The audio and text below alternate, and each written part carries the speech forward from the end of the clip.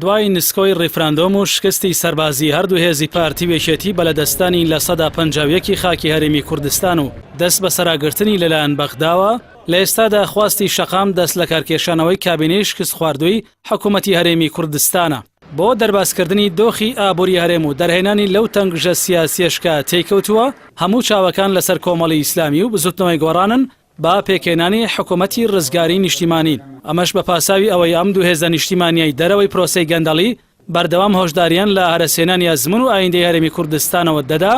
بە لە بەرچاوگرتنی سیاسەتی چەوت و ناحەکیمانەی پارتی وێکێتی لە بابەتە نەتەوەیی و چارەنووسسازەکاندا دۆخی هەرێمی کوردستان ئەوەندە لە قەیراندایە بە تەواوی ماناکەوتووە بۆ هەڵسانەوەی هەرێم و هاوڵاتیەکانیشی زەرورەتی قۆناغەکە و ئایندەی سیاسی دەخوازێ پارتەکانی دەرەوەی پرۆسەی گەندەڵی پەلە بکەن لە پێکێنانی حکوومەتی ڕزگاری نیشتیمانی و دوورخستنەوەی هەموو ئەو دەموچاوانەی بەرپرسن لە کاولکاری و نەهامەتیەکانی گەلی کورد پاشان دەستپێکردنی گفتوگۆ و چارەسەری کێشەکان لەگەڵ بەغدا ئەمەش لە بەرژەوەندی هاوڵاتیانی هەرێمی کوردستان ئەوەی ئەرکی کۆمەڵی ئیسلامی و بزوتنەوەی گۆڕانیشی قورستر کردووە فراوانکردنی بازنی ئەو هاوپەیمانێتیە نیشتیمانیەیە کە پێویستە لە هەندێک پارتی نیشتیمانی دیکە و کەساتی سربەخۆ پێک بێت وەک بەدیلی یەکێتی و پارتی چونکە لە هەر بارێکدا حکوومەتی عراقی ئامادەنیە لەگەڵ ئەو تاقمەی کە پارۆپۆستی هەرێمی کوردستانیان بەدەستەوە بوو بچێتە گفتوگۆ و دانوستانەوە و مامەڵەکردن لەگەڵ هەرێمی کوردستانیش وەک دۆڕاوی جەنگ ئەگەرێکی نزیکە.